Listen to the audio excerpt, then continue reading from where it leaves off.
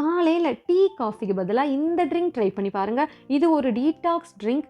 Weight loss பண்ணுறவங்களுக்கு ரொம்ப ஹெல்ப்ஃபுல்லாக இருக்கும். எம்டி ஸ்டொமக்கில் நீங்கள் எடுக்கும்போது நல்ல ரெஃப்ரெஷிங்காக எனர்ஜெட்டிக்காக இருக்கும். அது பண்ணுறதுக்கு 2 பெரிய நெல்லிக்காய் எடுத்துக்கோங்க. இது 2 பேருக்கு தாராளமாக இருக்கும். நெல்லிக்காயை இந்த மாதிரி கட் பண்ணிவிட்டு அதை ஒரு மிக்சர் ஜாரில் சேர்த்துருங்க.